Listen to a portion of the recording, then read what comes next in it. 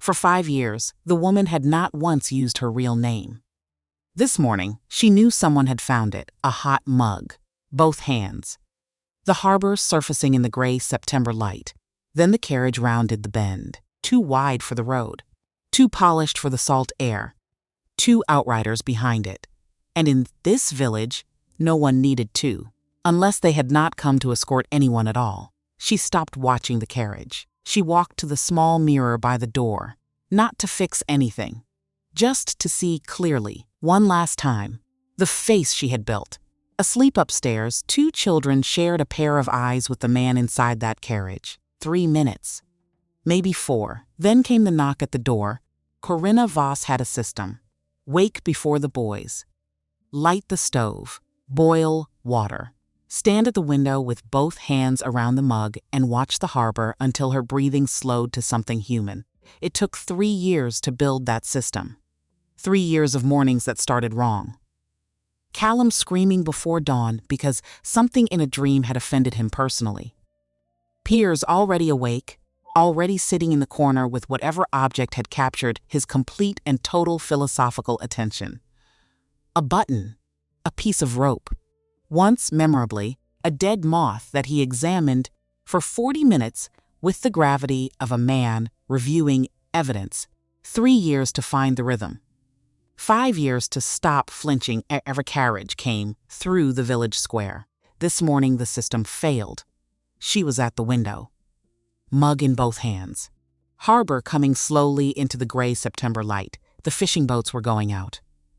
Old Captain Briggs was already on the dock, which meant the weather was fair, because Briggs had 30 years of Cornwall in his knees, and he didn't go near salt water when his knees said no. She was watching Briggs. She was breathing, and then she saw the carriage. It came around the bend at the top of Harbor Lane the way expensive things always arrived in Crest home. Too wide for the road, too polished for the salt air. 2 outriders behind it, which was 2 more than anyone in Crest home had ever needed. And on the door, even from this distance, even through wavy window glass and 5 years of deliberate forgetting. She knew that crest, black and silver, a crane in profile. The house of Hartwell. The mug didn't shake. Her hands didn't shake. That was the thing about building a life from scratch on a Cornish clifftop. It either made you brittle or it made you solid. And Corinna had decided somewhere around month 4, pregnant and terrified and more furious than she had ever been in her life, that she was going to be the second thing. Not brittle. Never brittle again, so her hands didn't shake. But she set the mug down very carefully on the windowsill. And she stood there. And she watched the carriage roll to a stop in the square below. Because here was the thing about systems. They prepared you for the mornings that started wrong. They did not prepare you for the mornings that started with Aldis Crane, Duke of Hartwell, stepping out of a black and silver carriage into the only village you had ever actually loved, standing in the September light, like a man who had been searching for a very long time and had finally stopped being willing to search the wrong places.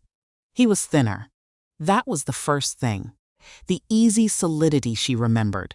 That particular confidence of a man who had never once in his life questioned whether the floor would hold him.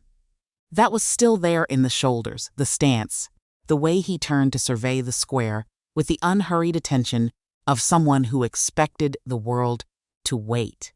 But the face was different. She couldn't see it clearly from this distance, but she could see the set of it, the jaw. The particular stillness of a man who had stopped performing ease because he no longer had the energy, or possibly the interest, in the performance. 5 years. He was 34 when she left, 39 now.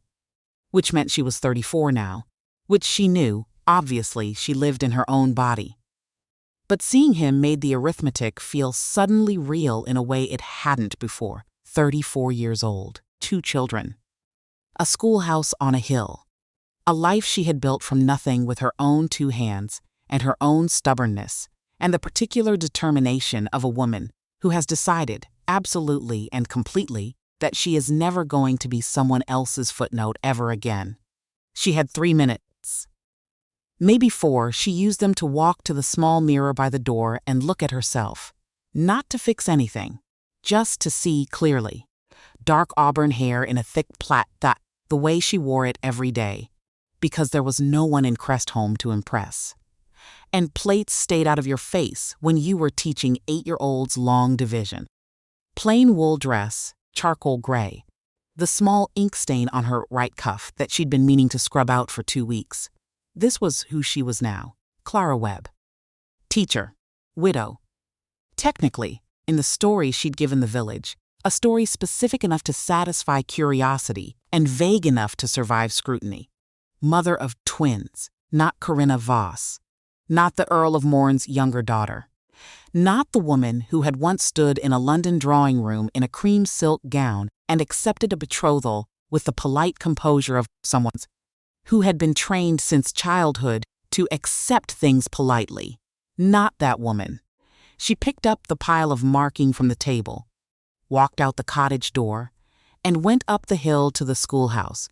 If he was going to find her, he was going to find her working. The children arrived at 8:30 the way they always did. In a wave. Loud, saltwater smelling, a trailing sand and argument. Marjorie Pell had something in her hair. The Briggs twins were already in a disagreement about something that had apparently started on the walk up the hill, and would probably continue until supper. Corinna taught the morning session with the same attention she always did. Fractions. Then a reading passage about the geology of Cornwall, which the children endured with the patient suffering of people who have been told that understanding rocks will be useful, and have decided to take that on faith. She did not look at the window. She looked at the window 12 times. The carriage was still in the square. The outriders had taken it to the stable behind the inn, which meant whoever was inside had decided to stay for a while. Which meant, Miss Webb, she turned, young Thomas Hale, age 7, was holding up his slate with the focused pride of a child who has solved something. Is this right? She looked at the fraction. It was right, she told him so. He beamed.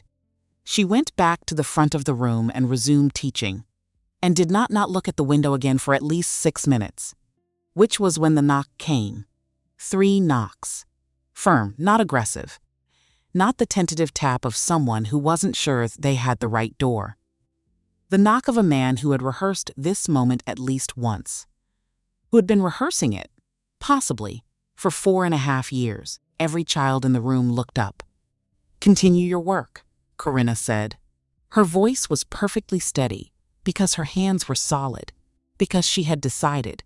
She walked to the door and opened it.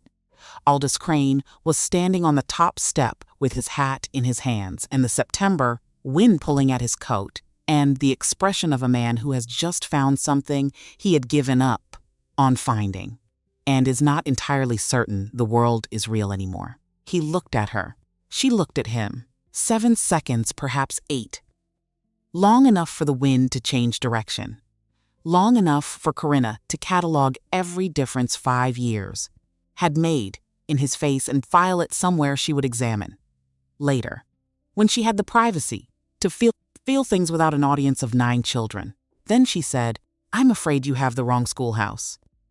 I'm Clara Webb. His jaw moved. Something crossed his face. Something that was not quite a smile and not quite pain, and was, she suspected, both of those things happening simultaneously in a man who had forgotten he was allowed to feel more than one thing at a time. May I come in? He said. I'm teaching. I can see that. He glanced past her at the room full of children, all of whom had abandoned any pretense of continuing their work, and were watching this exchange with the complete, unashamed attention of people who have no social reason to pretend otherwise. I'll wait. He said it like a man who had gotten very good at waiting. Not patient, exactly. Something harder than patient. The particular stillness of someone who has learned that stubbornness, deployed consistently enough. Corinna looked at him for one more second. Then she said, Noon. There's a bench outside, and she closed the door. Behind her, absolute silence. Then Thomas Hale said, "Who was that?" "A lost traveler," Corinna said. "Open your books to page 14. She taught for 3 more hours. She did not think about Aldis Crane waiting on the bench outside. She thought about him constantly, every minute, in the specific way that you think about something you have decided not to think about.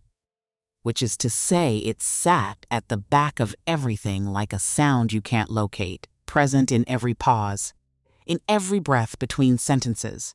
She too, he was still there, because at 10:30, Marjorie Pell asked to go to the well for water, and came back reporting that the fancy man was still sitting on the bench and had spoken to Captain Briggs for a while, and Briggs had pointed up the hill.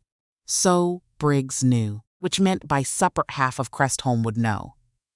Which meant Corinna had approximately 6 hours before the village began producing opinions. At noon, she dismissed the children and stood in the empty schoolroom for 30 seconds, hands flat on the desk. The room smelled of chalk and old wood and the perpetual slightly damp smell of a building that had been standing next to the sea for 80 years. She loved this room. She had arrived here 5 years ago with nothing but stubbornness and a set of readings primers she'd bought in Truro, and she had turned it into something. She had turned a lot of things into something. She picked up her coat and went outside. He stood when she appeared. Of course he did. 39 years old, Duke of Hartwell, 5 years of looking for a woman who had specifically decided he should not find her. And he still stood when she came out of a building. Because some things were so deeply trained they survived everything else. She sat on the bench. He sat beside her, not close.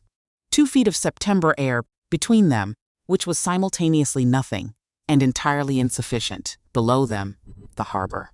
The fishing boats were coming back in. The smell of salt and rope and the particular clarity of Cornish coastal light that had startled her when she first arrived and now simply felt like home. "You've been searching," she said. Not a question. 4 years and 8 months.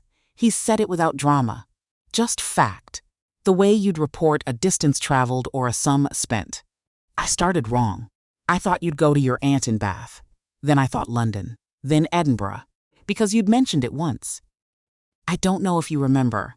You said the light there was different in winter." A pause. "I spent 3 months in Edinburgh." Corinna said nothing. "You're thinner," I said. "You came to Cornwall to observe that?" Something moved across his face. Not quite a smile, but related to one. "I came because I need to talk to you. We have nothing to talk about. We have a great deal to talk about." He turned his head to look at her directly, starting with what you saw. "Because I know what you saw, Corinna. And I know that what you saw was not what it appeared to be." The anger arrived. Clean, clarifying. 5 years of careful, deliberate, practical living. And it was still right there, still available, still capable of cutting through everything else like a blade through still water. "I saw your hands in my sister's hair," she said, very evenly. "In your own parlor, 16 hours before our wedding. What would you like me to have concluded?" He closed his eyes briefly. "Open them. I want to explain. I don't want your explanation." "I know," he said it quietly, "but I'm going to give it to you anyway. Because I have been searching for 4 years and 8 months, and I have thought about nothing else. And if you hear me out and then tell me to leave, I will leave. I will leave, and I will not come back. A beat." "But you're going to hear me out." She looked at him. The harbor. The boats. Briggs on the dock, pretending not to watch the schoolhouse bench. "Start," she said. His name was not important, at first. His name was Nora's panic and her father's debt, and a secret that had been sitting in the belly of their engagement like a stone for months before Corinna ever knew to ask. Aldis told it plainly, not performing, not constructing. The words came out with the slightly rough quality of something that had been rehearsed. So many times it had stopped feeling like performance and started feeling like an old wound one that had been opened and closed enough that the scar tissue was thick the night before the wedding. Corinna's father, a debt. Not small. The kind of debt that men of a certain type accumulate in rooms where cards are played, and pride is staked, and the morning always arrives with worse arithmetic than the evening. The kind of debt that makes a father look at his younger daughter and see a solution. The engagement had not been, he paused, chose the word carefully, had not been as uncomplicated as Corinna had believed. There was money in it. Old money. The Morn title carried obligations that her father had been quietly unable to meet, and the Hartwell duchy carried the particular weight of wealth that could absorb other people's failures without noticing. There had been an arrangement. Supplementary to the marriage settlement, not disclosed to Corinna because her father had decided. He decided I didn't need to know. She said, yes. One word, but it landed with the weight of everything that followed from it. Nora had found out, 3 days before the wedding, going through papers in their father's study for reasons. Aldis didn't know. Something to do with her mother's jewelry, a piece Corinna was meant to wear, and instead finding documents she was not meant to find.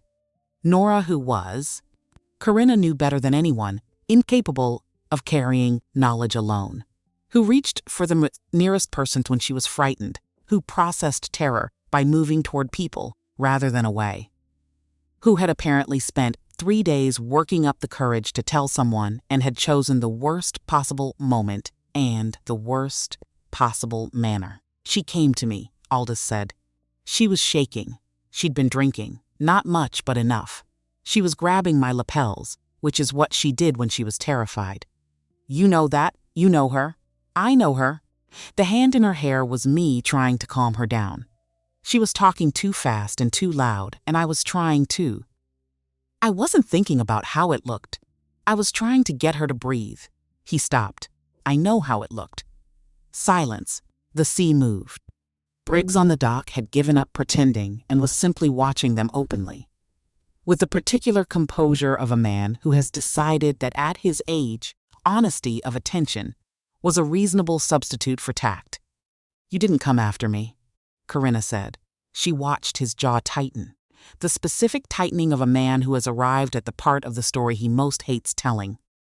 I didn't know you'd seen us until morning. I thought you'd had cold feet.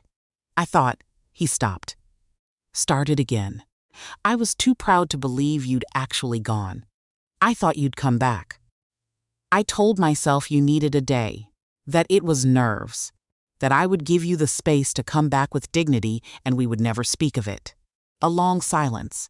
3 days, she said. 3 days. You waited 3 days, I know, before you even began to look. The words sat between them in the September air. Heavy, particular. The specific weight of what cannot be taken back. I know, he said again. Quieter, not defending, not explaining. Just holding the fact of it without trying to make it smaller than it was. I have thought about those 3 days every single day for 4 years. I was arrogant. I was wrong. And by the time I understood that you were not coming back, you had been careful enough that the trail was cold. A pause. You were always better at practical things than I gave you credit for. She looked at her hands. The ink stain on the cuff. The chapped knuckles. The particular roughness of hands that had done real work for 5 years. I want you to know something, she said. He waited. I was not unhappy here. She said it precisely. Not as an accusation. As a fact that needed to be established before anything else could proceed. I want you to understand that. I built a real life. Not a waiting life. Not a surviving life. A real one. She looked at the harbor. I loved it here from the first week. I still love it. I can see that, he said.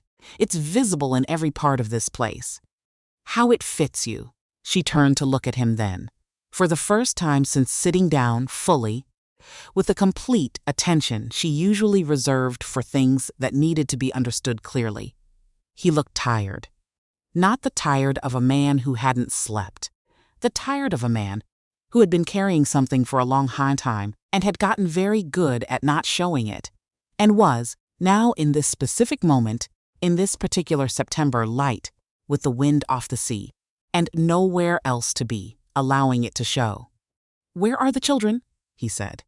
She had been waiting for that question since she saw the carriage. She had been waiting for it, in some form, since before the children were born. Since the midwife in Truro had placed two furious, squirming, gray-eyed boys in her arms, and she had looked at them and known. Immediately, completely, without the possibility of convincing herself otherwise. Whose eyes those were? "I don't know what you mean," she said. It was a terrible line. She knew it was a terrible line the moment it came out of her mouth. 5 years of building a life in a village where people asked few questions, and she had somehow gotten out of practice lying to people who already knew the answer. Aldis looked at her. Patient. Steady. Not unkind. "I know you have children," he said. "I know there were 2. I know they were born the summer after you left. I know they're boys." A pause. "I know their names." She said nothing. "Mrs. Calloway," he said, "in the square. She was buying bread, and I asked if anyone knew a woman named Corinna Voss, and she said she didn't, and then she described you. Exactly. Down to the ink stain on your cuff. And she mentioned that you'd be at the schoolhouse until noon, but that your boys were with her this morning because you had a busy day." He looked at her, directly. She seemed very fond of them. Everyone in Crest home was very fond of them. Because Callum charmed people the way weather charmed people? Absolutely. Completely. With no awareness that it was doing anything unusual. And Piers won people over through the slower, more permanent method of seeing them clearly, and treating what he saw with respect. 4 years old and already that. "Already that, how old are they?" Aldis said. Longest pause of her life. 4, she said. She watched it move through him. The arithmetic of it. Not complicated arithmetic, the simplest possible calculation. 4 years old. Born the summer after she left, conceived therefore in the months before, during the engagement. During the time when they were, his breathing changed. Just slight, just enough that she noticed. "Are they mine?" She should have denied it. She had a denial prepared. An architecture of careful misdirection built from a brief invented affair, and a conveniently vague timeline, and a name she could produce, if someone pressed. She had built it in the early months at Crest home, late at night, as a contingency plan she hoped never to use. She looked at his face. She thought about Callum's laugh. The real one, startled out of him, that sounded nothing like hers, and exactly like something she'd once heard, across a room, at a dinner party when Aldis had been ambushed by a particularly absurd remark from an elderly Earl, and had forgotten, for a moment, to be composed. She thought about Piers at the window every morning, watching the harbor, thinking things he would tell her about later, carefully, precisely, having assembled them into order before speaking. "Yes," she said. The word fell into the afternoon like a stone. Aldis Crane went very still. The kind of still that is not calm. The kind of still that is every possible response happening simultaneously inside a person who has not yet decided which one to express. His hands on his knees. His jaw absolutely set. His eyes? His eyes closed. 3 breaths. 4. When they opened, they were wet. Corinna looked away. She was not going to feel something about that. She was absolutely not going to feel something about that right now, in public. On a bench outside the schoolhouse, with Briggs watching from the dock, and Mrs. Calloway almost certainly watching from her front window. "I want to see them," he said. His voice was rough at the edges, just at the edges. The rest of it was controlled, held, the voice of a man who was exerting considerable effort. "I know, Corinna, just her name, just that." But the way he said it, as if the word had cost something, as if he had been saying it privately for 4.5 years, in rooms where no one could hear, and had not expected the day when he could say it to her face. "I know," she said again, more gently, because she did know. She had always known. Somewhere underneath all the careful, practical distance she'd built between herself and this possibility, That this was how it would go if he ever found her. That she could deny him many things, but she could not look at her sons and deny them their own father's face. She stood. "Come with me," she said. "But you don't speak first. You let them lead. You answer what they ask, and you don't volunteer anything. And you do not overwhelm them. They are 4 years old, and they have never had a visitor from London, and Callum will adopt you immediately if you let him, and Piers will need longer. And that difference matters." She looked at him directly. "If you ignore that difference, this ends before it begins." He stood, met her eyes. "Tell me more about them," he said. "On the way. Tell me who they are." So she told him.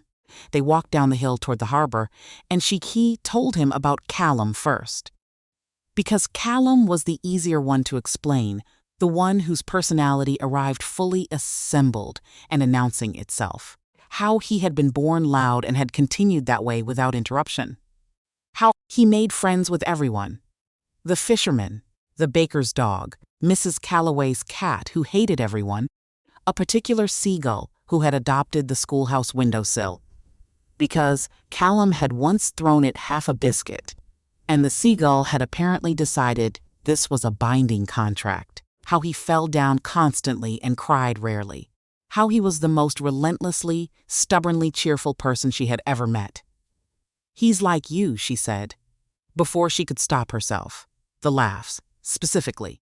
When something genuinely surprises him, she felt him receive that. The compliment she hadn't meant to give. "And the other one," he said. Careful. As if the question mattered more than he wanted to show. "Piers is like no one I've ever met," she said finally. "He's entirely himself. Already, fully and completely and without apology." She paused. "He draws everything. The harbor, the cliffs, the schoolhouse cat.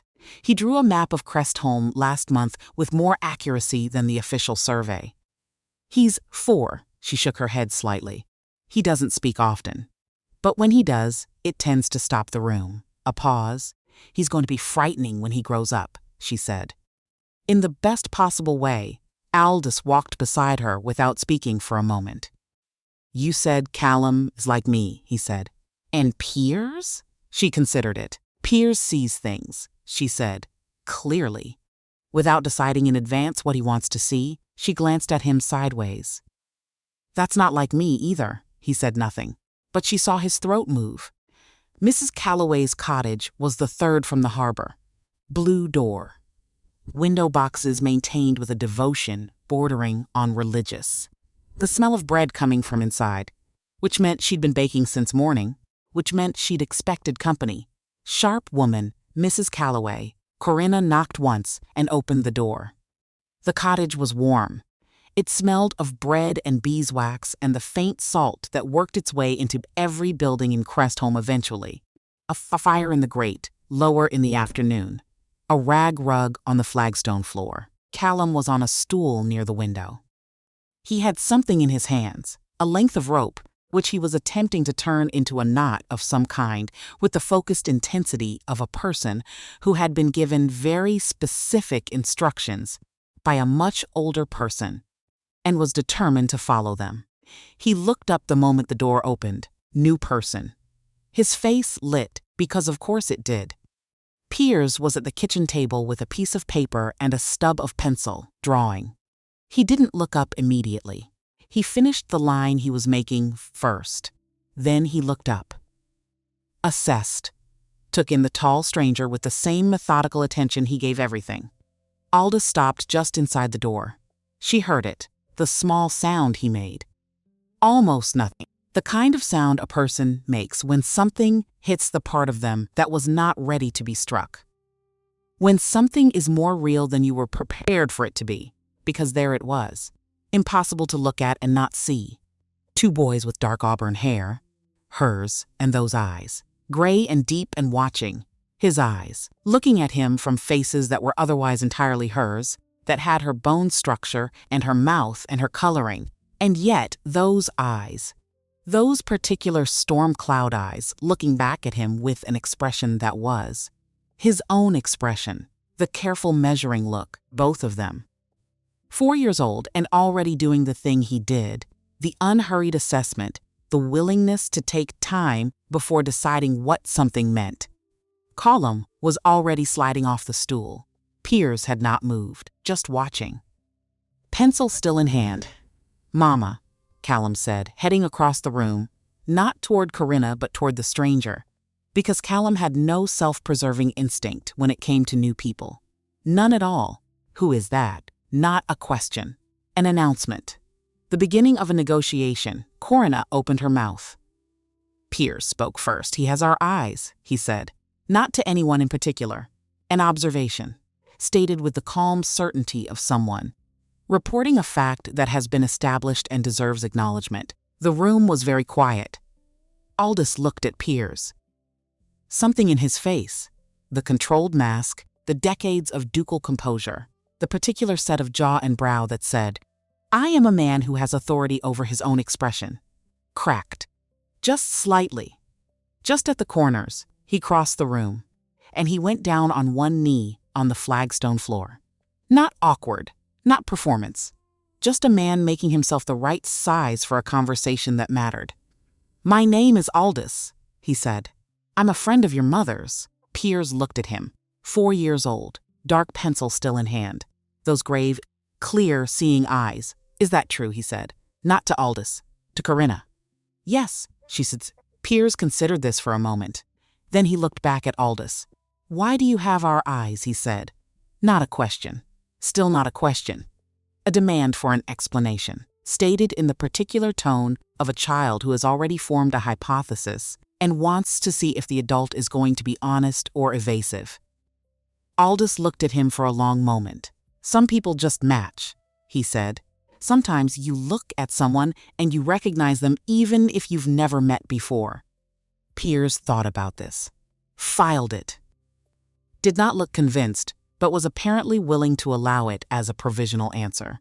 Callum had made his way to Aldis's side and was now standing close enough to touch, examining him the way Callum examined everything, openly, completely, without any social awareness of the concept of personal space. "Is your coat very heavy?" he said. Corinna blinked. "It is," Aldis said, looking at Callum. "Why?" Piers says, "Heavy coats are for very important people or very cold people." Callum tilted his head. "Which one are you?" And then something happened that Corinna had not been prepared for and could not have prepared herself for. Because she had been preparing for this moment in some form. Since before these children existed, running through every possible version of it, every possible response, every possible outcome. She had not prepared for Aldis Crane to laugh. Not the polished social laugh.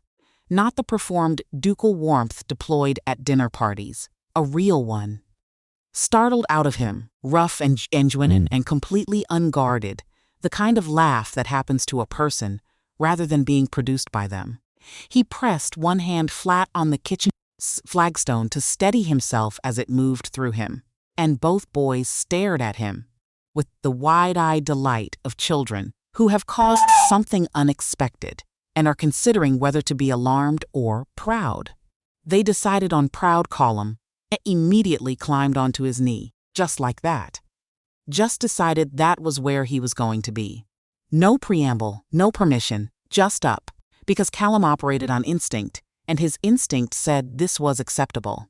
Piers did not climb anywhere, but he turned his piece of paper around and held it up so Aldis could see the drawing. It was the harbor. Accurate. The boats, the dock, the angle of the breakwater. More accurate than it had any right to be, coming from a 4-year-old with a stub of pencil on a Tuesday afternoon. Aldis looked at it for a long time. Longer than the 3 polite seconds most adults gave children's drawings.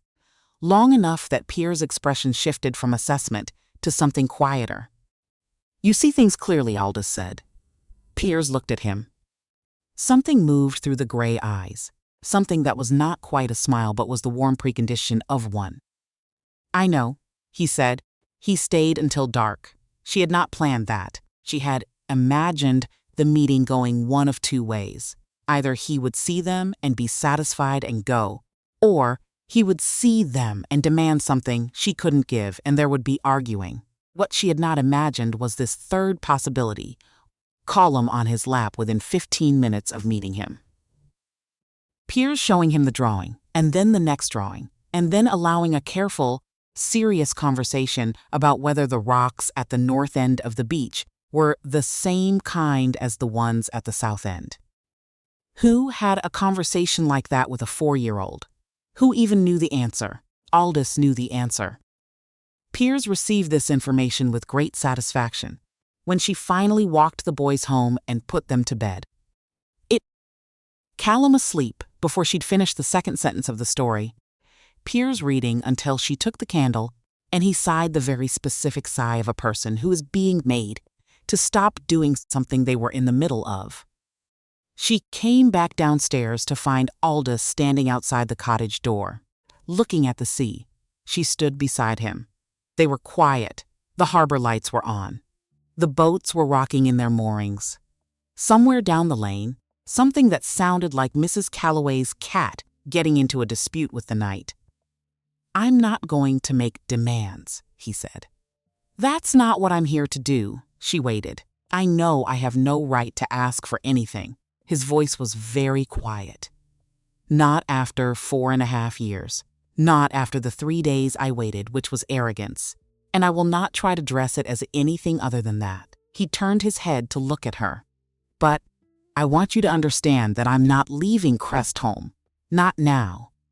I'm done searching, and I'm done waiting, and I am done being the man who stood still when he should have run, the wind off the water, the sound of the boats. The inn charges 3 shillings a night," she said. A pause. "I know. Mrs. Calloway told me. She also told me the ale is watered." Something in his voice, not quite humor.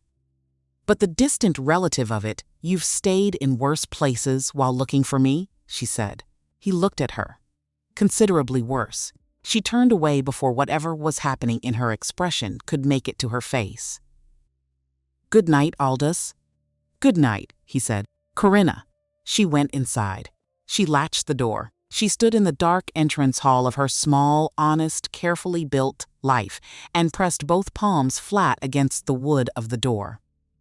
Outside, she heard him walk away, slow steps on the cobblestones, toward the harbor lights. She stood there for a long time, her hands against the door, the sound of the sea, the particular quiet of a house with children sleeping in it, which was the realest quiet she had ever known, the one she had built everything else around. She had not planned to feel this. She had specifically arranged not to feel this. 5 years of arrangement, 5 years of deliberate practical living, and the daily love of 2 boys and the small, solid satisfactions of chalk and marking and Mrs. Calloway's bread and Captain Briggs on the dock every morning. She pressed her forehead against the door. Outside, the footsteps had faded. He was gone for tonight. He was not gone. She knew the difference. The morning after Aldis Crane arrived in Crest home, the village talked about nothing else. This was not surprising. Crest home was the kind of place where a new fishing net warranted 3 breakfasts of discussion, a London carriage with ducal insignia, 2 outriders, a man whose coat alone cost more than the harbormaster's quarterly wage. Standing outside the schoolhouse, talking to Clara Webb for 40 minutes. That was not a new fishing net. That was a civic event. By the time Corinna walked the boys to Mrs. Calloway's and climbed the hill to open the schoolhouse, she had received 5 separate accounts of the stranger's appearance, 3 unsolicited opinions about his likely intentions, and 1 firmly delivered warning from Captain Briggs that grand London men always brought complications to small coastal villages, and she ought to send him back before the tide turned. She thanked everyone politely, said nothing, taught the morning session, did not look at the window, looked at the window 9 times. He was at the harbor every morning by 7, not performing, not announcing himself, just there, standing near the dock while the boats went out, talking to whoever was willing to talk, which in the first 2 days was nobody. And on the 3rd day was old Farish the net mender, who would talk to anyone because he was nearly deaf, and conversation required so little from him. By the end of the first week, Aldis Crane had helped repair a section of the harbor wall. This became, within 12 hours, the most discussed event in Crestholm in recent memory. Not because the wall needed particular repairing. It did. But that wasn't the point. The point was that a duke, a man with an estate worth more than the entire fishing output of Cornwall for 6 consecutive years, had taken off his coat on a Wednesday afternoon, rolled up his sleeves, and moved stone alongside Farish and 2 fishermen who didn't know his name and hadn't asked. He worked, quickly, efficiently. Without commentary, Captain Briggs, who had delivered the warning about Grand London men, observed this from the dock. He observed it for 2 days. On the 3rd day he walked over and stood next to Aldis and said nothing for a while, and then said, "You've done this before." "I manage a large estate," Aldis said. "Walls need repair there too." Briggs looked at him for a long moment. "I've known 3 dukes in my life," he said, "and you're nothing like them." Aldis picked up another stone. "I'll take that as a compliment." Briggs watched him set it. Correctly, with the particular economy of someone who understood load-bearing. "Aye," Briggs said finally. "It is." He went back to the dock, but after that, he stopped warning Corinna, she noticed. With the boys, Aldis was careful, pampered in a way she hadn't expected. Not the stiff, performed patience of a man trying to make a good impression. The real kind. The kind that came from paying attention. He learned things. Quickly. The way someone learns when they're genuinely interested in the subject and not just going through motions. He learned that Callum needed to be in motion. Conversations at tables went badly. Callum's mind wandered, his body wandered. He knocked things over, and then felt bad about knocking them over, and then knocked something else over in his distress. But walking worked, side by side along the cliff path or down the harbor lane, with something to look at and somewhere to be. Callum talked. Freely, completely. About everything. About the seagull who had adopted the schoolhouse windowsill and whose name was, according to Callum, Gerald. About the time he fell off the harbor wall and wasn't even scared. He was just surprised. It was completely different. About his theory that the baker's dog understood English, but was choosing not to speak it, which he considered rude but not entirely unreasonable. Aldis listened to all of this with full attention. Without the slight glaze that adults usually developed around minute 4 of a Callum monologue, he asked follow-up questions. About Gerald specifically. About the mechanics of the harbor wall fall. About the baker's dog's possible motivations for continued silence. Callum, who had been charming people since birth and had a refined sense for genuine versus performed interest, approved of him completely by day 3. He announced this to Corinna at breakfast. "I like him," he said, with the simple finality of a verdict. "I know," she said. "Do you like him? Eat your porridge?" Callum ate his porridge. But he kept the expression of a small person who has filed a question for later. Piers took longer, which she had told Aldis to expect, which Aldis had apparently taken seriously enough to actually wait. He didn't push, didn't try too hard, didn't arrive with gifts or perform enthusiasm or do any of the things that well-meaning adults did with quiet children, and that quiet children recognized instantly as strategy. He just showed up, consistently, at a pace Piers could absorb. On the 4th day, he sat near Piers while the boy was drawing and said nothing for 20 minutes. Just sat there, doing nothing in particular, existing in the vicinity without demanding acknowledgement. Piers drew, checked on Aldis twice with sideways glances, drew more, then, eventually, turned the paper around. It was a drawing of the harbor at low tide, the exposed rocks at the south end, the particular way the kelp draped over them. Aldis looked at it for a long time. "The rocks are different down here," he said. From the north end, Piers looked at him. "How do you know?" Piers said. "The color. And the texture. Limestone up north." Something older down here. He tilted his head. You drew them differently. Piers looked at his own drawing, then back at Aldis. Yes, he said, as if this were confirmation of something important. That was all. That was the whole conversation. But after that, Piers stopped assessing Aldis from across the room and started occasionally appearing in the same part of it. Corinna watched this from doorways, from windows, from the casual, peripheral vision of a woman who had gotten very good at seeing things she wasn't supposed to be watching.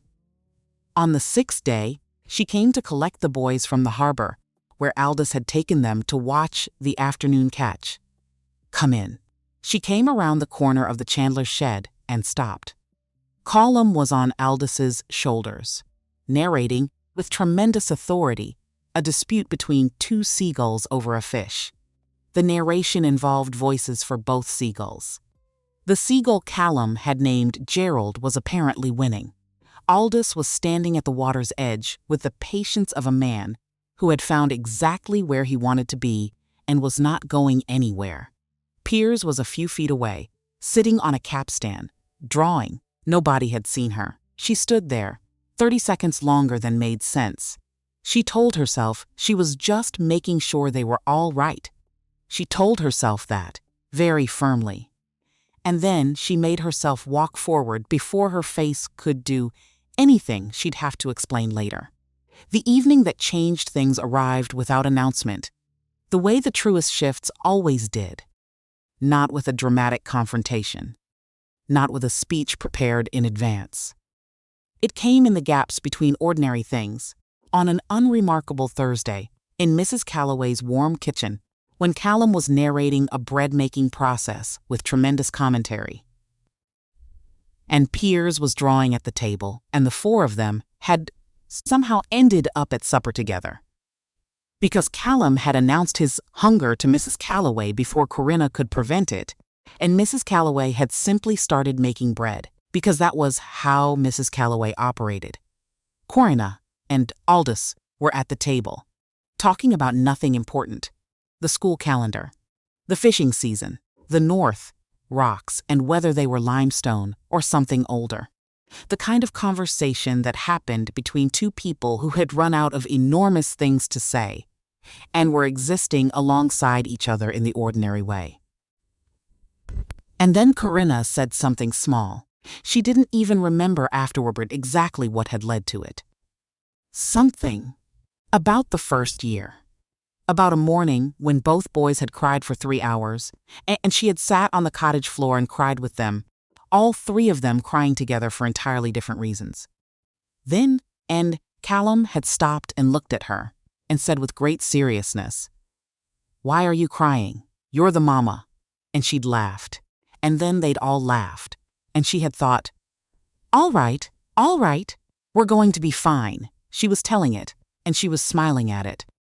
Because it was funny now, and she looked up and Aldis was watching her with an expression she hadn't seen on his face before. Not grief. Not guilt. Something quieter and more total than either of those. "I should have been there," he said. And the thing was, he didn't say it to make her feel something. He didn't say it as an accusation or a performance or an appeal. He said it the way a man states a fact that he has been carrying for so long that it has become simply true. Part of the structure of what is. Something that requires no amplification and no response. Just acknowledgement. "I know," she said, not because of the title, not because of the succession. He looked at her steadily. "Because you were on the floor crying with them and I should have been there. Because Callum asked you why you were crying, and that question should have had two parents to answer it." He stopped. "I was not there because I waited 3 days out of arrogance. Not circumstance. Not misfortune. My own arrogance. Another stop. I will not dress it as anything else." She looked at him, the kitchen around them. Mrs. Calloway at the bread. Callum's running commentary on technique. Piers's pencil moving on paper. "I'm not asking you to forgive it," he said. "I'm asking you to know that I know what it cost, that I have known, every day, exactly what it cost." His jaw tightened. Those are not the same thing as forgiveness. But they're what I have to offer, Callum said, with authority, that the bread needed more salt. Mrs. Calloway said, with equal authority, that he was 4 and she'd been making bread for 40 years. Corinna said nothing. But something in her chest shifted. Not collapsed, not surrendered, just moved, the way a locked door moves when someone finally puts the right key in. Not open yet, but no longer quite as closed. The letter came on a Thursday. She knew before she opened it. The handwriting on the outside was not something she recognized, but the seal was. And the seal was bad news made official, pressed into black wax with the kind of deliberate heaviness that meant whoever sent it wanted you to know they had resource and weren't embarrassed about that. The Earl of Dunmore's crest, Lord Silas Dunmore, Earl of Vetch. In the absence of legitimate Hartwell heirs, the current heir presumptive to the Caldwell title, and everything that came with it. Aldis brought it to the schoolhouse before the children arrived. She could see from the set of his jaw that something had shifted. He put the letter on her desk without speaking. She read it, 3 paragraphs. Each one more elaborately courteous than the last, which made each one worse. The first expressed Lord Dunmore's genuine surprise at learning the Duke had located his missing former betrothed in a Cornish fishing village after such a prolonged search. The second expressed his concern, his deep and abiding concern, for the succession, for the stability of the Hartwell duchy, for the uncertainty that might arise should questions of legitimacy become matters of public examination. The third paragraph was the one that made Corinna's hands go cold. It expressed Lord Dunmore's regret that certain information had come to his attention regarding the character and history of the woman in question. Specifically, evidence suggesting that the children's paternity was not, in fact, as straightforwardly established as the Duke might assume. Evidence that could be produced, should circumstances require, at Lord Dunmore's discretion and in appropriate venues. The letter concluded with a warm expression of his continued familial respect for the Duke. Corinna read it twice, set it down.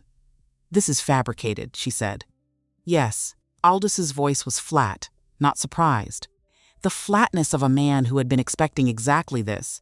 He has no evidence because there is no evidence to have. I know, you know that? I know that. The steadiness in his voice was absolute. I have never, for a single moment, believed otherwise.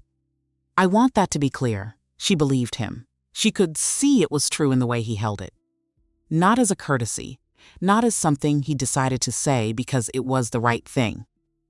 As a fact he'd carried for 4 years, unexamined because it had never required examination.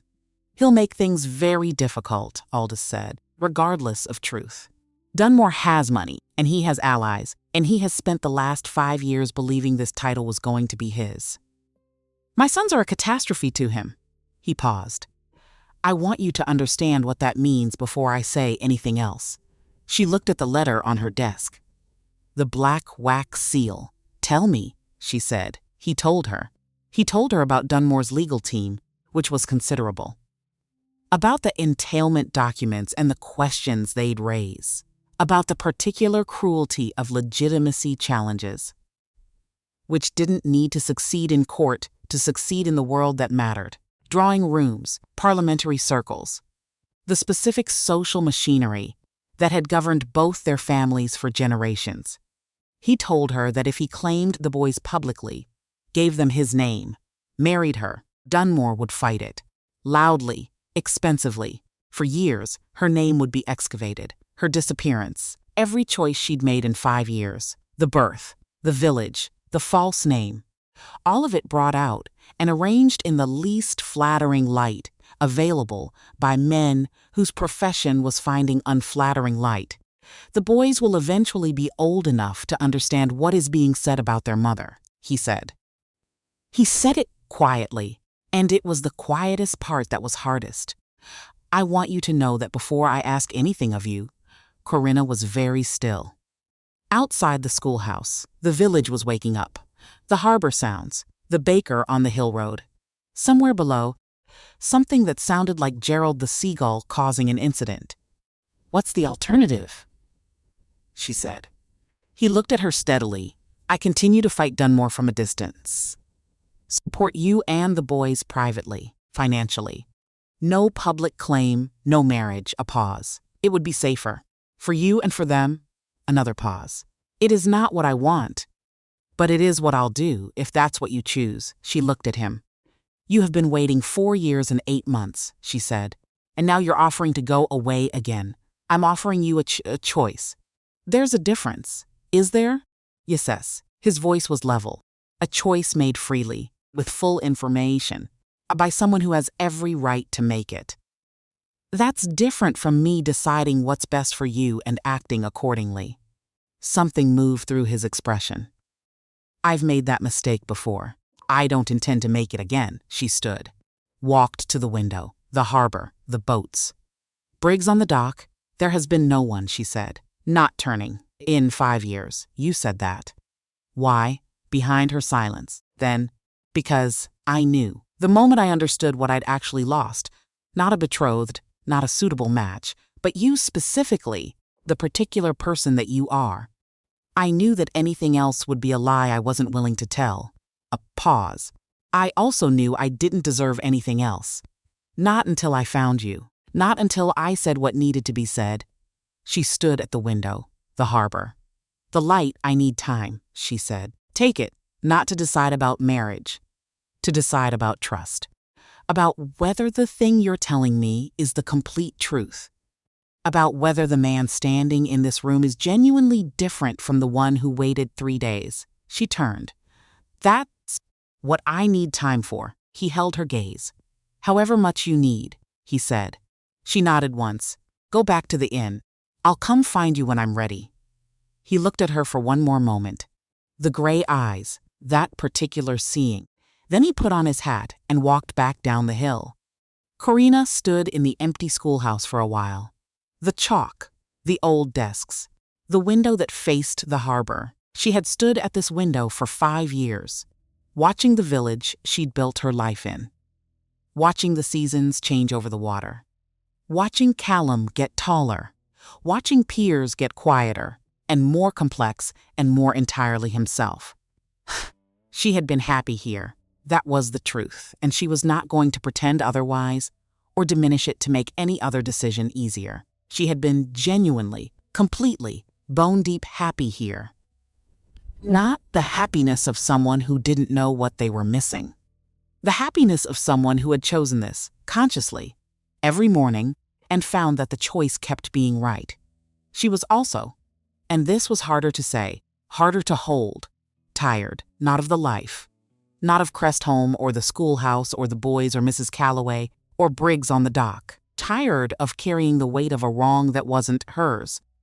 Tired of being the woman who disappeared, who built herself in secret, who loved 2 boys in private, while their father spent 4 years and 8 months searching the wrong villages. Tired of the absence at the that she had been papering Gunov with practicality and love, and the daily solid work of being enough for two children who deserved more than enough. She pressed her hands flat on the desk. Piers had told her once, very seriously, at age 3. "Mama, some things are missing, but they were supposed to be there." She hadn't asked him what he meant. She had known what he meant. She picked up her coat, walked to the window one more time. The harbor, the boats, the sea, some things were just where they were supposed to be. She turned off the lamp, went to find her boys. Nora Voss arrived on a Sunday morning at 9:30. Corinna opened the cottage door, and there she was, her sister. 37 years old now, dark blonde hair going slightly lighter at the temples, which was new, the same gray eyes, the same particular way of holding herself when she was bracing for something. Shoulders slightly forward, chin slightly up, like a woman preparing for impact. They had not seen each other in 5 years. 5 years, 4 months, and 11 days. The silence lasted about 4 full seconds, which was, in its way, the most compressed version of 5 years either of them could have managed. "You're here," Corinna said. "I am," Nora said. "Aldis didn't tell me." "Aldis doesn't know." Nora looked at her steadily. "I came on my own. I've known where you were for 7 months." A pause. "I didn't come sooner because I didn't know if you'd want me to." Corinna looked at her sister, the October air between them, the sound of the harbor below. Inside the cottage, Callum was eating breakfast with the focused intensity of a person who had been promised a walk to the harbor afterward and was treating porridge as a necessary obstacle to be overcome. "Come in," Corinna said. They sat at the kitchen table while the boys ate. Nora looked at Callum and Piers, with the specific expression of someone who has been told things about people and is finding them both exactly as described and entirely more real. Callum looked at Nora. "Who are you?" he said. "I'm your aunt," Nora said. Callum considered this. "I didn't have an aunt before." "You did," Nora said. "You just didn't know." Callum processed this with the particular metabolism he applied to all new information. Then he said, "Do you have any biscuits?" Nora almost smiled. "Not on me. That's a problem," Callum said, and returned to his porridge. Piers had not said anything. He was watching Nora with his customary complete attention. "You look like Mama," he said finally. "Yes," Nora said. "We're sisters." Piers thought about this, looked at Corinna. Back at Nora. "Are you the one who made her sad?" he said. The kitchen was absolutely silent. Mrs. Calloway, who had arrived an hour earlier and was washing dishes at the other end of the room, made a small sound and became very interested in the bottom of a pot. Nora absorbed the question, didn't look away from it. "Yes," she said. "I'm one of the people who did that." Piers looked at her for a long moment. "Did you mean to?" he said. "No," Nora said. "But it happened anyway." Piers thought about this. "Mama says that sometimes things cause damage even when nobody meant them to," he said. "She says the important part is what you do after." Nora looked at Corinna. Corinna was looking at Piers with the expression of a woman who was not entirely prepared for her 4-year-old to conduct this conversation with this level of competence. "Your mama is right," Nora said. Piers nodded once. Returned to his drawing. Case apparently closed. The boys went to Mrs. Calloway. The cottage was quiet. Corinna made tea because she needed something to do with her hands. Nora sat at the table and watched her, and did not try to fill the silence, which was new. The Nora she remembered had always filled silence. With words, with movement, with the particular restless energy of a person who could not tolerate a gap. 5 years had apparently changed that. 5 years changed most things. "You knew where I was," Corinna said. "Back still turned. For 7 months. Yes. And you didn't come." "No, why?" A pause. "Because the last time I made decisions about your life without asking you," Nora said, "you disappeared for 5 years. Corinna turned. Her sister was looking at her, with the steady, stripped-down honesty of someone who has rehearsed nothing, because she has decided that the rehearsed version is what got them here in the first place.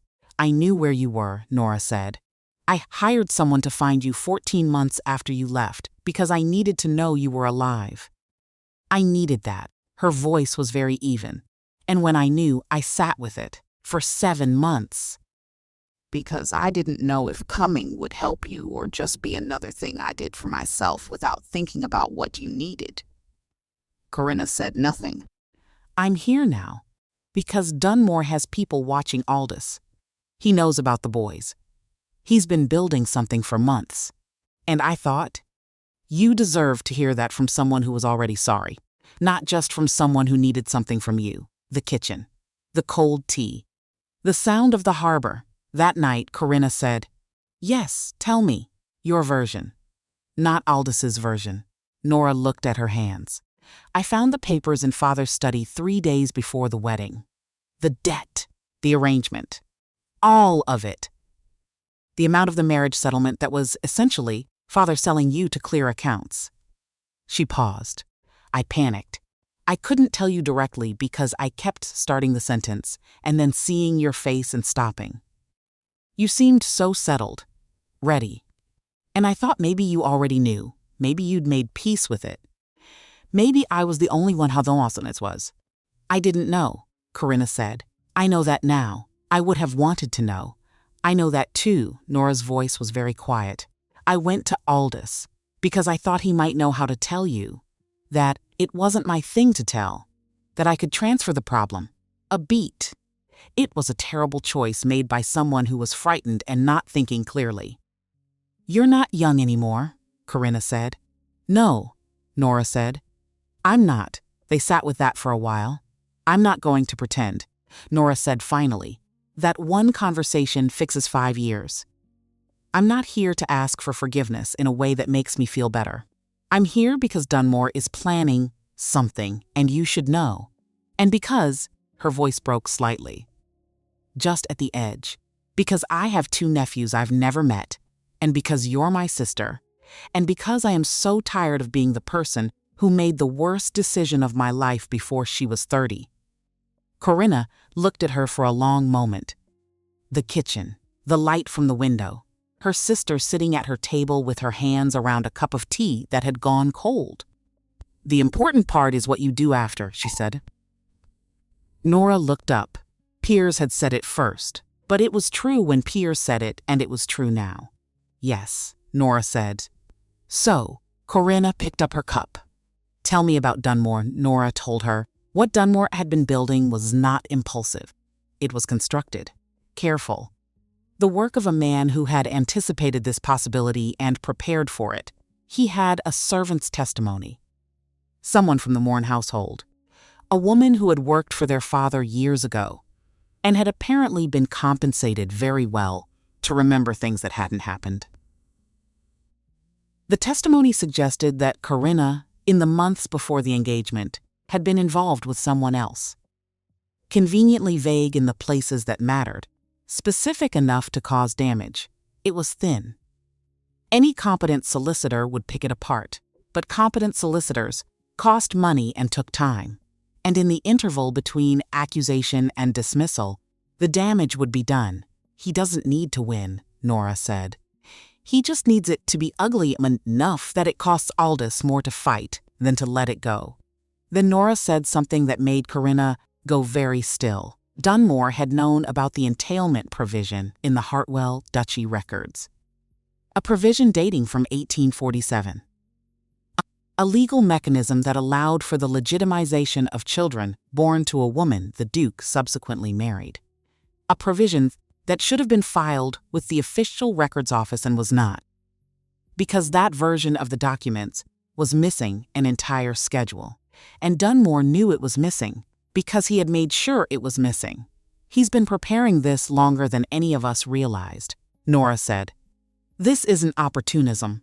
This is a campaign. Corinna was quiet for a long moment. And Aldis knows about the provision? He found it in the Crane family archive. 3 days ago, Nora paused. He was going to tell you himself. Corinna nodded slowly. Not forgiveness yet. Not the full architecture of it, but the first stone of something. Nora looked at her. And for the first time since she'd walked through the door, the braced for impact set of her shoulders eased, just slightly, just enough. Dunmore arrived that night. No warning, no letter, no courtesy of announcement. A carriage on the harbor lane at 8:30, when the village had gone quiet and the inn was winding down. And Corinna was at the kitchen table with a cup of tea and Nora across from her and the boys asleep upstairs. The knock on the cottage door was 3 times, formal. The knock of a man who knew exactly where he was going and had decided to arrive as an inevitability rather than a visitor. Corinna looked at Nora. Nora looked at the door. That's him, Nora said. Yes, do you want me to? No, Corinna stood, smoothed her dress, picked up her tea because she was not going to answer a door without something in her hand. That was just common sense. I'll answer it. She crossed the kitchen, and she thought, 5 years ago, she left without a word. Without a coat, without a single thing but the direction away from a burning moment she hadn't understood. She was not leaving this time. She opened the door. Silas Dunmore, Earl of Vetch, was 52 years old, lean-faced. The particular expression of a man who had been waiting for something for a long time and has decided to enjoy the waiting now that it was ending. He was expensively dressed. Not in the way Aldis was expensively dressed. Aldis wore money the way people wore things that fit. Dunmore wore it like a statement. He looked at her, then he looked past her into the cottage. The warm kitchen, the cups on the table. The small pair of boots by the door, Callum's, because Callum left his boots wherever he happened to be standing when he decided to take them off, and neither of them had been able to cure him of it. His expression shifted. Something calculated. Something that was performing sympathy while meaning something entirely else.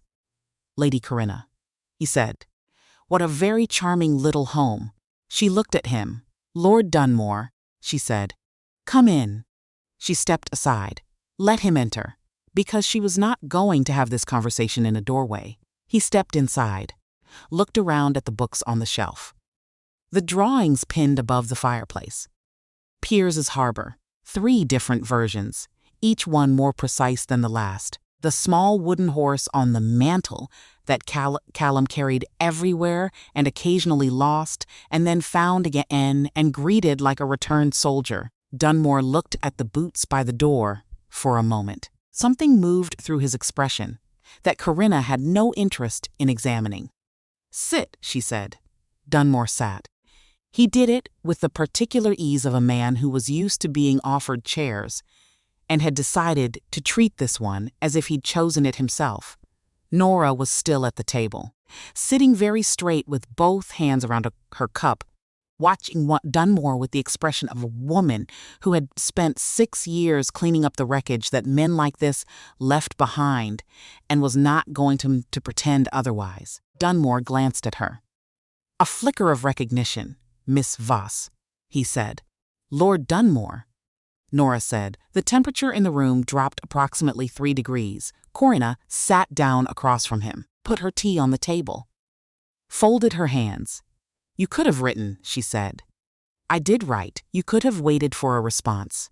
"I've found," Dunmore said pleasantly, "that waiting for responses from people who don't want to respond is a rather inefficient use of time." He smiled when he said it. The smile of a man who thought he was being charming and wasn't particularly concerned about whether he actually was. Corinna looked at him. "Say what you came to say," she said. He said it the same 3 paragraphs, the same elaborate courtesy, the same careful arrangement of implications dressed up as concern. In person it was worse, because in person you could see the face behind the words, the calculation, the specific patience of someone who has been waiting for a long time and has learned to make the waiting look like magnanimity. He expressed concern for the children, genuine concern. The sort of concern that involved mentioning, several times, what a lengthy legal process seems for being some small boys who would eventually be old enough to read newspapers. He expressed his deep respect for Corinna's courage in building this life in this charming village. Under such difficult circumstances, he expressed his hope that she would understand his position. The succession was not a personal matter. It was a legal and historical obligation. He had no desire to make things difficult for anyone. He simply needed to ensure that the Hartwell duchy passed as intended to the appropriate. "You want me to take your money," Corinna said. "Raise my sons anonymously. And go away." A pause. "I want you to consider what's best for everyone involved," Dunmore said, "including you. My interests are aligned with the duchy's stability." "Yes, and the evidence you mentioned," Corinna said, "in your letter. The evidence about paternity." Something moved in his eyes. Not guilt. Calculation. "Certain information has come to my attention." "It's fabricated," she said. "I wouldn't characterize." "You bought it," Nora said. Flat, quiet. The voice of someone reading from a document. From a woman named Hartley, who worked for our father until 1847. You paid her £40 in June. She has since purchased a new cottage in Wiltshire. Dunmore looked at Nora, not surprised, not afraid, just recalculating. You've been busy, he said. I've had 6 years of practice, Nora said, cleaning up other people's messes. I've gotten efficient, and then the cottage door opened. Aldis walked in. No knock. Because it was not the kind of moment for knocking. He had come from the harbor lane. She could tell too from the state of his coat, the salt air, the particular set of his jaw that meant he had been walking fast and thinking faster. He took in the room in one look. Dunmore at the table. Nora beside Corinna. Corinna with her hands folded and her spine absolutely straight. He crossed the room. Stood behind Corinna's chair. Not in front of her, not between them. Behind her. Positioned so that anyone at the table would have to look past her to look at him. Which was, she thought, the most precise possible statement of where he stood. Silas, he said. Dunmore looked up at him. Aldis, a pause. I was just explaining the situation to Lady Corinna. I heard you from the lane. Something shifted in Dunmore's face. The pleasantness thinned. Then you understand my position. I understand it completely, Aldis said. His voice was very quiet. The particular quiet of a man who has decided to say something and has stripped out everything that isn't the point. I've also spent the last 3 days ensuring that my solicitors understand yours. He reached into his coat, produced a folded document, set it on the table. Dunmore looked at it. Didn't reach for it. The Hartwell entailment documents from 1847, Aldis said. Specifically, the provision in Schedule 4, which my grandfather's solicitor has confirmed, establishes a clear legal mechanism for the legitimization of children born a woman the Duke subsequently marries. He paused. A provision that my own legal team was unable to locate in the version of the documents currently held by the Duchy's Official Records Office. Dunmore was very still, because, Aldis said, that version is missing Schedule 4 entirely. We had an interesting conversation with the records clerk who processed the last filing. He has a very good memory, and a rather sudden and unexplained improvement in his personal finances dating from approximately 8 months ago. The kitchen. The fire, the small wooden horse on the mantel. Corinna looked at Dunmore. The man across her kitchen table, who had looked at her son's boots like they were an inconvenience to be managed, who had referred to her children as a matter of succession, who had spent 8 months quietly removing the floor from under everything she might try to stand on. She had been angry before in her life. She knew what her anger felt like. Clean, usually. Clarifying. The kind that cut through confusion and left only the essential. This was different. This was cold. You knew, she said. Dunmore said nothing. You knew about the provision. Before you sent the letter. Before you came here. She looked at him steadily. You came here to offer me money to go away, and you already knew that if I stayed, if we married, the provision would protect my sons. A pause. Which means you needed me to leave before I found out it existed. Dunmore looked at her with the expression of a man who has been caught doing a thing and has decided that being caught gracefully is its own form of winning. You're intelligent, he said. I've always understood that about your family. Get out of my house, she said. Not loud, not shaking. Perfectly level, Lady Corinna. You sat in this kitchen, she said, and you looked at my son's boots, and you offered me money to make them nobody. You bought a woman's lies about my character. You removed legal documents that belonged to a family that is not yours, she stood. And you did all of it not because the succession required it. Because you wanted something that was never going to be yours, and you were willing to my children pay the cost of your wanting it. Dunmore rose. Slowly, with the careful dignity of a man who was deciding how to lose. You're making a mistake, he said. I've made one before, she said. It was leaving. Staying this time is my choice. She met his eyes. And I am not afraid of you. Dunmore looked at her, then at Aldis, then at Nora. 3 people. A kitchen. A fire. Upstairs, Two small boys sleeping with no idea that their entire futures had just been decided in the time it takes a kettle to boil. He picked up his hat. He walked to the door. He left. The door closed behind him with a quiet click. The cottage was very still. The fire crackled. The sea did what the sea always did. Out the sound of Dunmore's carriage on the harbor lane, growing quieter, going away. Corinna stood at the table with her hands flat on the surface. Nora hadn't moved. She was looking at the closed door with the expression of someone who had spent 6 years in legal negotiations with men like Dunmore and was calculating what would come next. "He'll fight it," Nora said. "Yes," Aldis said. "He'll fight it. How long? Months. Possibly a year. His solicitors are expensive, but the evidence is what it is." Aldis was looking at Corinna. "The fabricated testimony falls apart under examination. The missing schedule is documented now.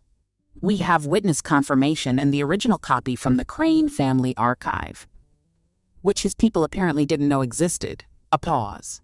"He can delay. He cannot win." Corinna looked at her hands on the table. The ink stain on the right cuff. Still there. She'd been meaning to scrub it out for 3 weeks now. She never did. She thought about Callum asleep upstairs, mouth slightly open. One arm over the side of the bed because he slept in all directions simultaneously. She thought about Piers, who drew things accurately, who saw things clearly, who had looked at Nora, a stranger, and asked quietly if she was the one who had made Mama sad and had listened to the answer without flinching. She thought about what those boys deserved. Not a title, not an estate, not a name in a legal document that Dunmore would have stripped away if she'd let him. She thought about what they actually deserved. A father who had sat on flagstone floors, who had learned which one needed motion and which one needed questions, who had stood at a harbor wall in a village that wasn't his and done the work without commentary, who had come from the harbor lane without being called because something in him had simply moved in her direction. The way tides moved, without explanation, without being asked. "Aldis," she said. He looked at her. "You said wife," she said, "when Dunmore was in this room. You said it before I gave you an answer." He was quiet for a moment. "I know. You said it because you were angry." "I said it," he said, "because he was in your home talking about your sons as though they were an accounting problem. And I found it." He stopped, pressed his mouth together. "I found it difficult to be precise about tense." Something moved through her. Not the crack from before. Not the small, careful loosening of something locked. The door actually opening. "The time I asked for," she said. "Yes. It's finished." He went very still. She looked at him. This man, 39 years old. 4.5 years of wrong villages. 10 days in a Cornish fishing village with watered ale and 3 shillings a night and his sleeves rolled up on a harbor wall. Who had laughed a real laugh in a kitchen when a 4-year-old asked him whether his coat meant he was important or cold. Who had sat for 20 minutes next to a silent boy and waited to be trusted. Who had told her, without dressing it as anything else, that the 3 days were arrogance. Just arrogance. No other explanation. No mitigation. Who was standing behind her chair, not in front of it. "I'm not doing this because of Dunmore," she said. "I need you to know that first. I know. I'm not doing it because of the title or the succession, or what happens in a courtroom in 6 months. I know. I'm doing it because my sons deserve to know who they are. Because you sat on that floor and you learned them. Both of them. The way each of them actually is, not the way it would have been convenient for them to be." She paused. "And because I have watched you do those things, and I know they're not performance," he said nothing. His jaw was set. "And because," she said, quieter, "I am tired of building my life in the shadow of a mistake that was not mine to carry alone." He crossed the room. Not quickly. Not dramatically. Just steadily. The particular deliberateness of a man who has learned, finally, that the thing you're afraid of losing requires you to slow down, not speed up. He took her face in both hands. The way you hold something you have come very close to losing permanently and are aware, with complete and total clarity, of how permanently it could have gone. I will not waste this, he said. Not a declaration, a vow, private, total. No, she said. You won't, he kissed her, gently first. The question of it. The permission. When she answered, it became something else. Something 5 years in the making. Unhurried. Real. The way things are when both people understand exactly what they almost didn't have. Nora, at the table, looked very carefully out the window at the harbor. The fire crackled. The sea breathed. They were married 6 weeks later. The morning was cold. Clear. The kind of morning that Cornwall produced in November as if to prove it was capable of beauty. Even in the season that was mostly just damp. The sky was the particular shade of pale silver that made the coast look like a painting of itself. Everything luminous and slightly unreal. The kind of light that made you feel the world was holding its breath. Nora Voss arrived at St. Calder's Church before anyone else. She had walked from the inn at 7:30. She had not told Corinna she was coming. She had spent 3 days deciding whether to come at all. Not because she was uncertain about wanting to be there. Because she was uncertain whether her being there would be a comfort or a complication. And she had learned, in 5 years of getting things wrong, that the difference mattered enormously. In the end, she came, not for herself. Because some things needed a witness who understood the full weight of what was being completed. She sat in the last pew, put her hands in her lap, and waited. Mrs. Calloway arrived next, because Mrs. Calloway had been arriving first to every significant event in Crestholme for 40 years and was not going to change the habit for a wedding. She wore her best dress, which was navy blue with small white buttons, and she carried a handkerchief because she fully intended to use it and was not going to pretend otherwise. Captain Briggs came in his shore coat, the good one. He'd brushed it. Corinna noticed. Suze's solicitor arrived from London with a leather portfolio and an expression of professional composure that lasted until Piers, waiting in the vestibule with Callum, looked up at him with those serious gray eyes and offered him a folded piece of paper. "What is this?" the solicitor said. "A drawing," Piers said, "of the harbor. I made it for you because you came a long way." The solicitor's composure became visibly uncertain. He kept the drawing. Callum wore his best clothes.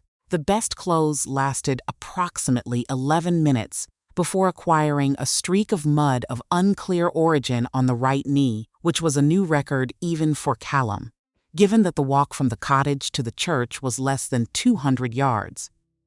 "How?" Corinna said. Looking at the knee, Callum looked at the knee, looked at her, the expression of a small person genuinely baffled by the universe's habit of depositing mud on his clothing. "I don't know," he said.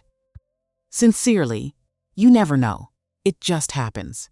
She looked at the pale silver sky, the sound of the sea below the village. She looked back at her son, mud and all. Exactly himself. Completely and entirely and without apology. "Come here," she said. He came. She straightened his collar. He submitted to this with the patience of someone who understood this was the cost of being loved by a person who noticed collars. "Mama," he said. "Yes. Is today good?"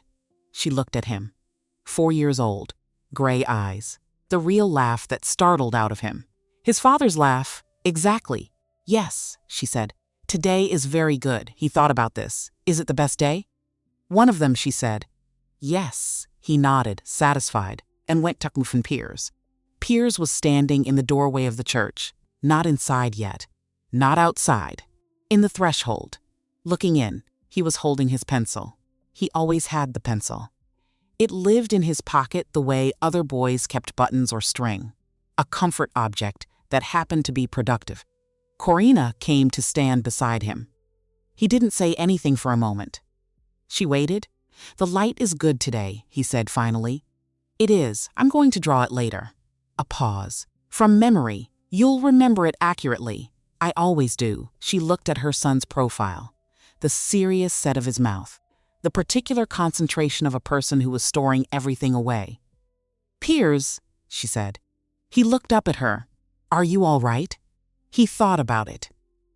Actually thought about it the way he thought about everything. Thoroughly, without hurry, without the social reflex to say yes before checking whether it was true. "Yes," he said. "I was just thinking about what comes after." After what? After today, he turned back to look at the church. The stone interior, the morning light coming through the windows, the small gathering of people who made up the entire world of his first 4 years. I was thinking about whether things that are good now stay good after. She crouched down to his level. "Most of them do," she said. "The ones that are real." He considered this. "He's real," Piers said. "Aldis!" Not dad yet. Not yet. But the name said with a particular quality. Not stranger. Not visitor. "Something else." "Yes," she said. "He is." Piers nodded. Filed it. Then he walked into the church, calm as the sea on a clear day. Corinna stood in the doorway for one more moment, the November light, the sound of the water below, 5 years. Then she walked in. She saw Nora in the last pew. It stopped her. Just for a moment. Just a fraction of a step. Because Nora was sitting very still in her gray coat with her hands in her lap and her eyes forward, not looking at Corinna, giving her the deliberate gift of not being looked at, of being able to decide how to receive this. Without an audience, Corinna looked at her sister. 5 years and 4 months, and some days she hadn't counted. Nora's profile, the shoulders that were not braced anymore. Just still, just present. In the last pew of a church she hadn't been invited to, because she had decided finally that being in the right place mattered more than being in the invited place.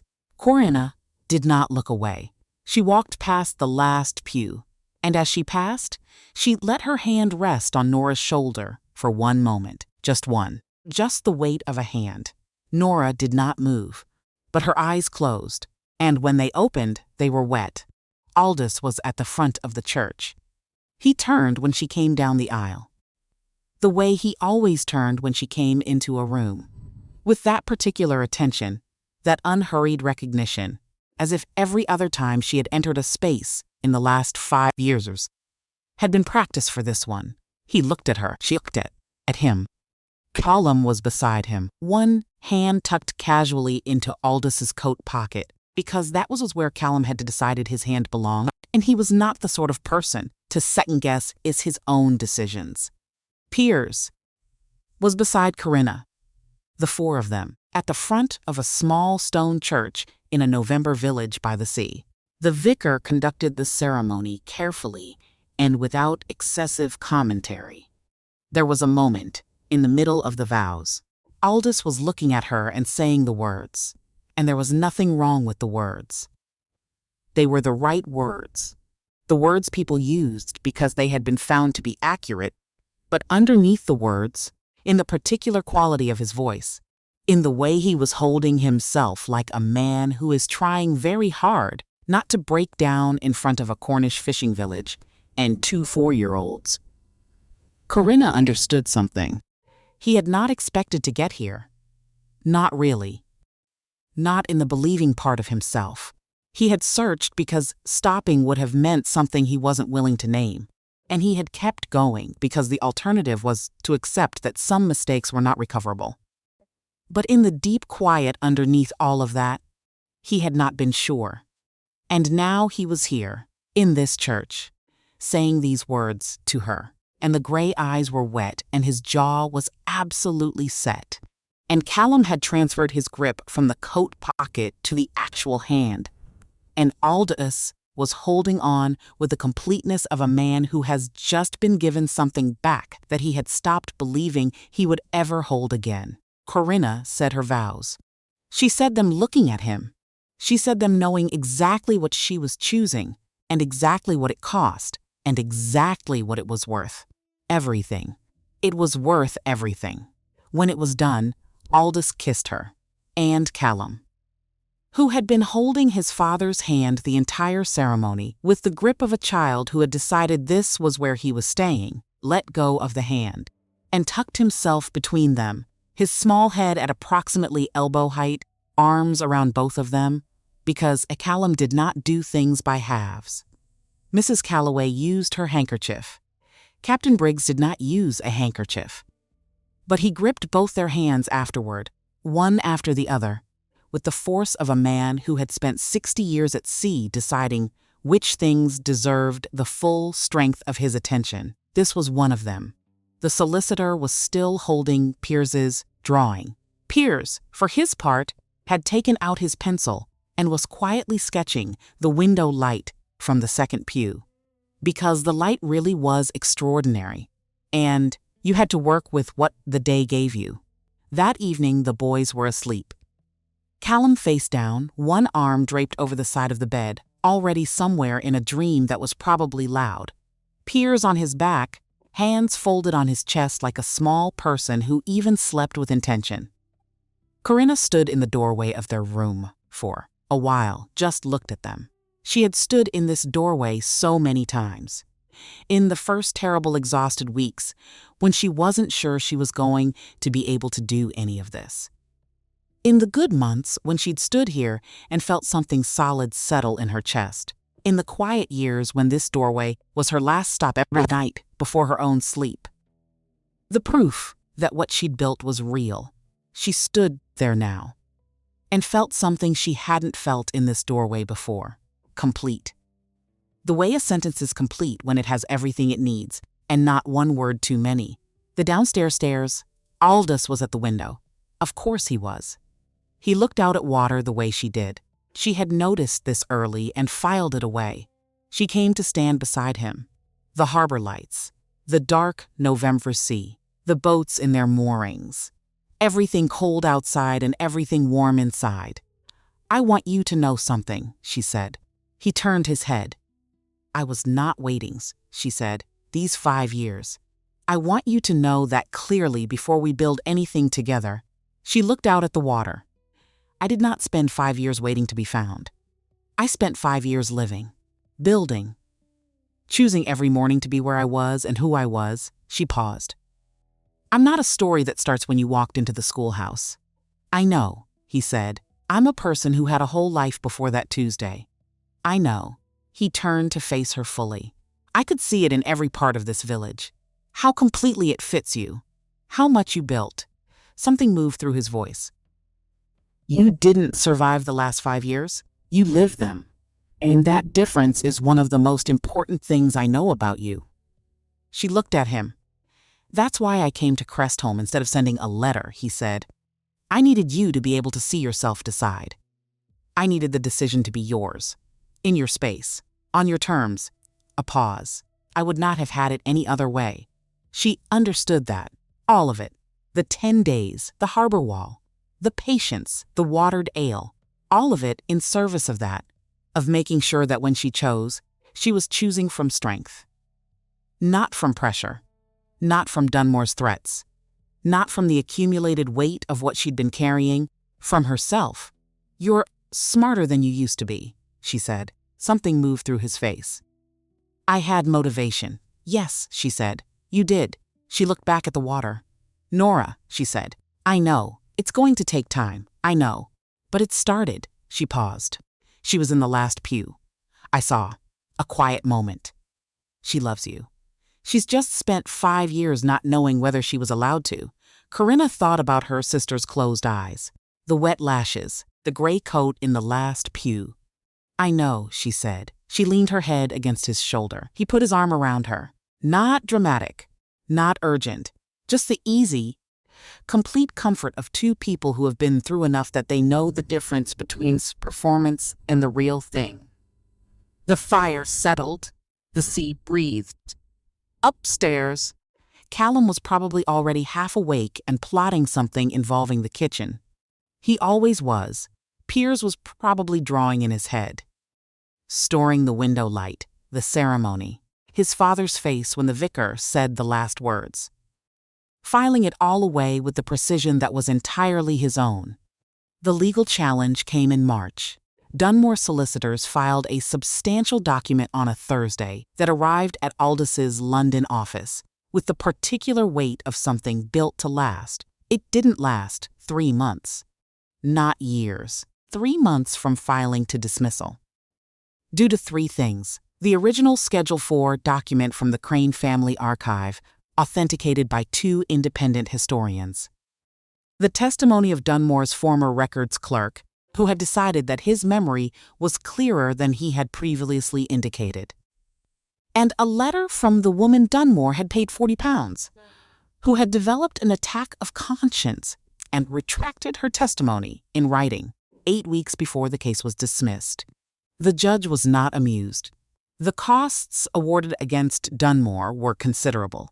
Piers heard about the outcome the way he heard about most things. Quietly from a corner, while appearing to be doing something else. He thought about it for 3 days. On the 4th day, he approached Aldis in the study at Hartwell, where Aldis was reading correspondence, and he set a piece of paper on the desk. Aldis looked at it. It was a family portrait, precisely rendered. Corinna, Aldis. Callum, accurately captured in the act of appearing to be about to do something inadvisable. Mrs. Calloway. Captain Briggs. Nora in the corner, slightly separate but present. Included, not excluded. Each person labeled in careful printed letters with their name and their relationship to the center. At the center was a small circle labeled home. Not a person, not a place, just the word. Piers pointed to it. "This is what we're keeping," he said. "Serious, certain." The voice of a 5-year-old who has assembled his evidence and is presenting his conclusions. Aldis looked at the drawing for a long time. "Yes," he said. "It is." Piers nodded once, satisfied. He went back to his corner. Aldis kept the drawing on his desk for the rest of his life. The years after were not simple. They were not supposed to be. Life divided between Hartwell and Crest home the way Corinna had needed it to. Obligations in one place, truth in the other. Parliamentary duties and estate management at Hartwell, the smells of salt and the sound of the sea, and Gerald the seagull, and Mrs. Calloway's bread at Crest home. The schoolhouse passed to a young teacher from the mainland, who Corinna interviewed personally and visited often, because some things you built, you kept building. Nora came for Christmas that first year. She and Corinna did not have the large reconciliation that stories were supposed to provide. They had something better. They had conversation, over tea, over the kitchen table, about their father and the debt and the years that came after, about what it meant to be the sister who stayed, and what it meant to be the sister who left, and how neither of them had fully understood the other's experience until now. They had time, not smooth time. Time that required maintenance, like harbor walls, but real time. The kind worth having. Callum, at age 7, was exactly who he had always been. Louder, somehow. More certain that the universe was arranged for his benefit. Still falling off things. Still rarely crying about it. Still Gerald's primary champion in all territorial disputes. He had started calling Aldis Dad sometime around month 2, the way Callum did everything. Without announcement. Without ceremony, just in the middle of a sentence one day, as though it had always been the word he used. Nobody marked the moment. Which was right. It was just true. Piers, at age 7, was extraordinary. He had been extraordinary at 4, but the extraordinary had deepened. He drew everything. He noticed everything. He asked questions that took adults 3 minutes to answer, because they needed to think first. He started calling Aldis Dad later than Callum did, on a specific afternoon that Corinna witnessed but never mentioned to anyone. They were on the cliff path, Aldis and Piers, walking side by side in the Piers and Aldis silence. The kind 2 people who thought before speaking developed naturally when they were around each other long enough. Piers said something. She was too far away to hear the words. But she saw Aldis stop. Turn. Look down. She saw his face. And she turned around and walked back to the cottage, because some things were not for witnesses. Some things were just for the people in them. Years later, when the boys were grown, and the story of their early years had become the kind of family history told at tables to children who found it impossible to believe their quietly certain father had ever been otherwise. Callum would say. He remembered the day Aldis walked into the schoolhouse. He remembered a very tall man with their eyes. He remembered asking about the coat, and he remembered the laugh. The real one. The one that had startled out of him in Mrs. Calloway's kitchen. That's the one I trusted, Callum would say. Everything else you can rehearse. You can't rehearse that. Peers, ask the same question, would be quiet for a moment. Then he would say, he looked at my drawing. Not for the polite time, for the real time. And he said, you see things clearly. Nobody had said that to me before. Not like that. Not as if it was the most important thing. Another pause. I knew from that moment he meant to stay, and Corinna, who had pressed her hands against a cottage door and stood in the dark for a very long time, who had built a life from salt and silence and the daily love of two gray-eyed boys, would hear this and look at the man across the table.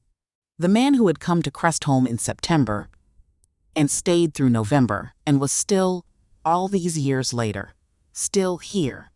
And she would think, some things cannot be rehearsed. Some things arrive in kitchens on Tuesday afternoons when a man kneels on flagstone and says his own name, like it costs him something. Those are the things worth keeping, because they are chosen every morning, on purpose, for the rest of whatever time you have.